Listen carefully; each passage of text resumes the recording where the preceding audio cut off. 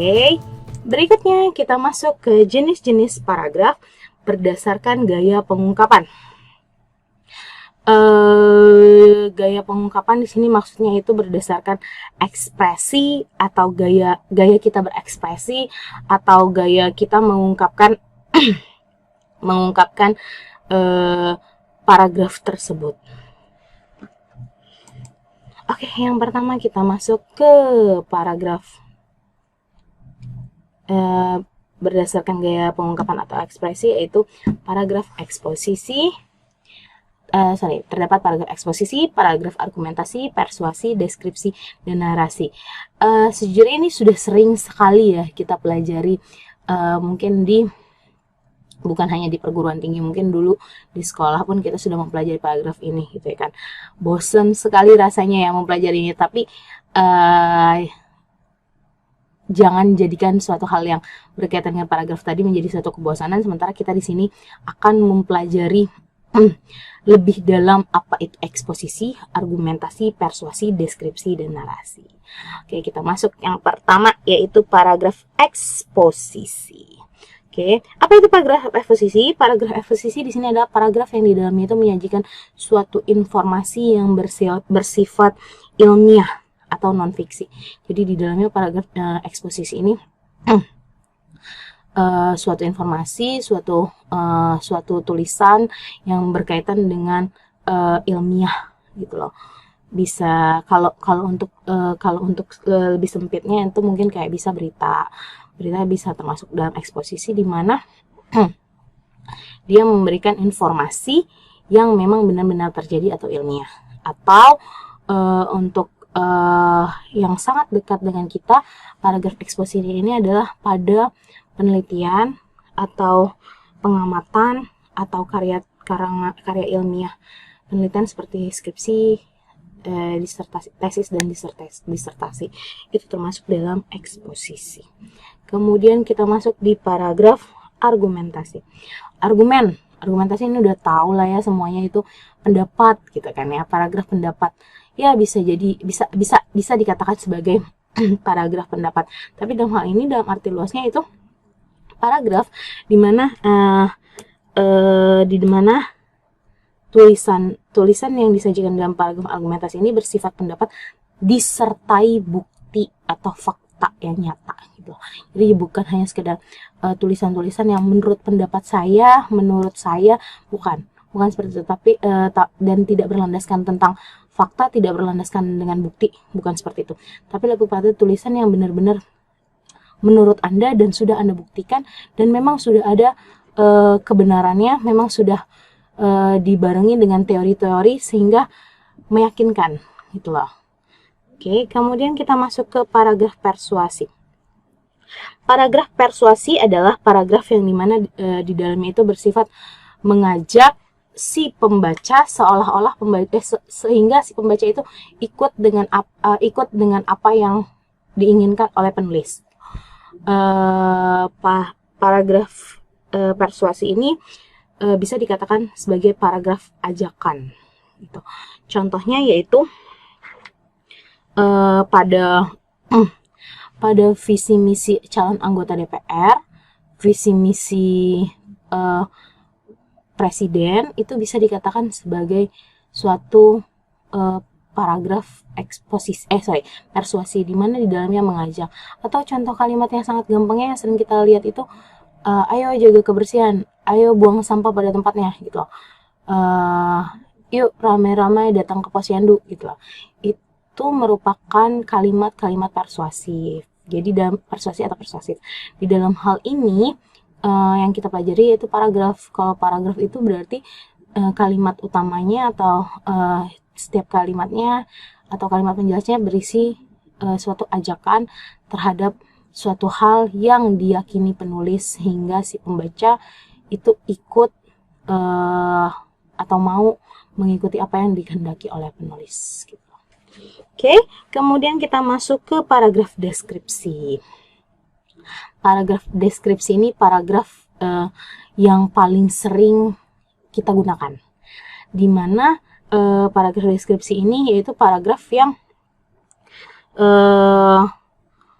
paragraf yang tulisannya berupa paragraf yang dimana tulisan berupa menggambarkan, sehingga si pembaca atau si pendengar itu seolah-olah larut di dalam apa yang kita tulis gitu loh.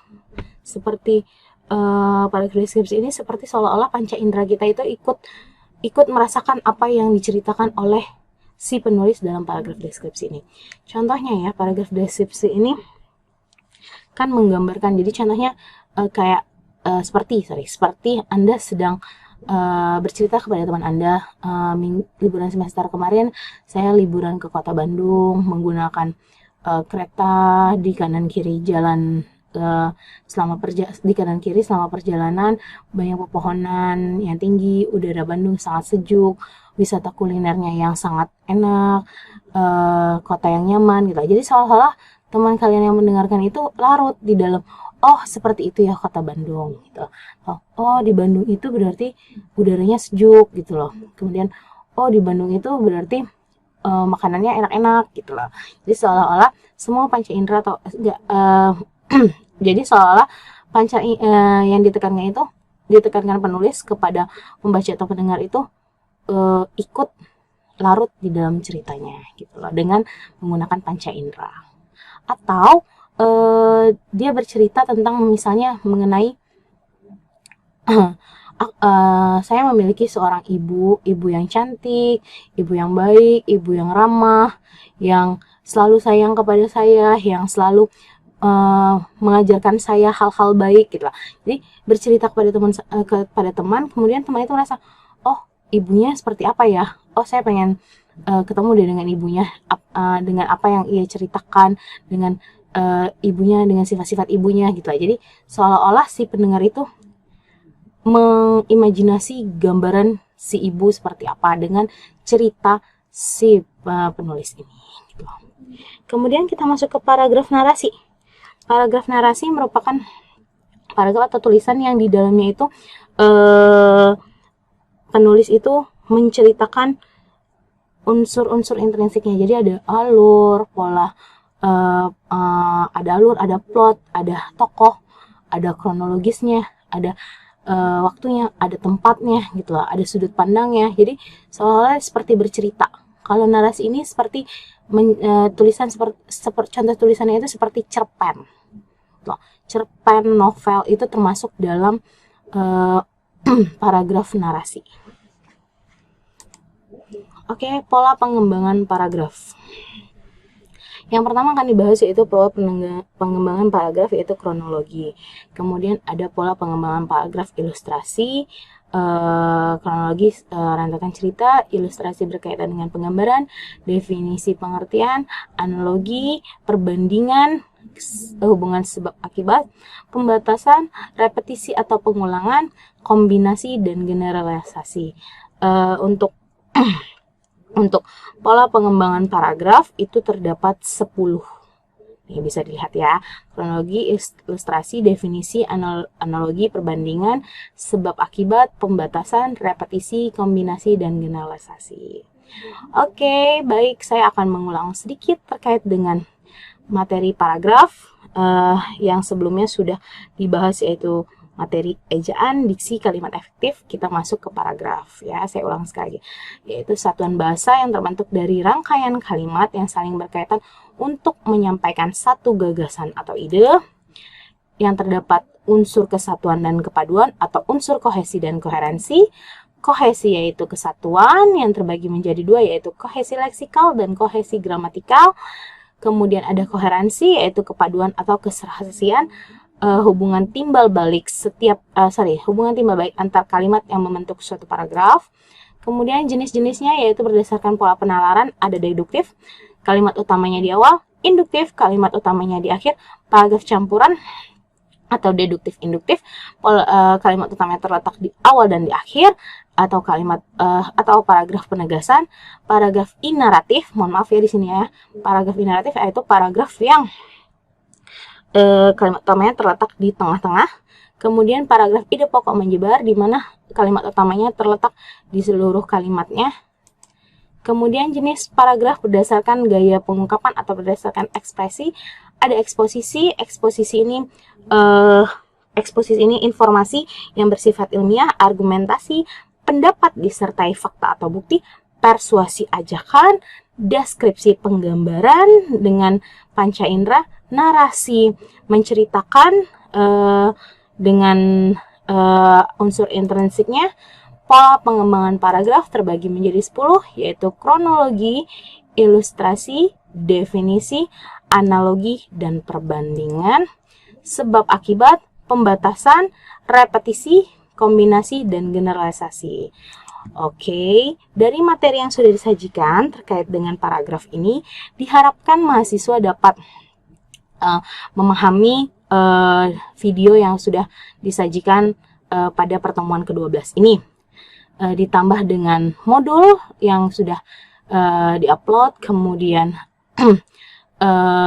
materi pengayaan yang dapat menambah wawasan. Diharapkan materi-materi ini dapat membantu kita memahami paragraf tadi dan sesuai atau tercapainya tujuan kita yang sudah saya bacakan di awal. Oke, sekian pertemuan kita di pertemuan ke-12 ini. Lebih dan kurang saya mohon maaf. Wabillahi taufiq wal hidayah. Wassalamualaikum warahmatullahi wabarakatuh.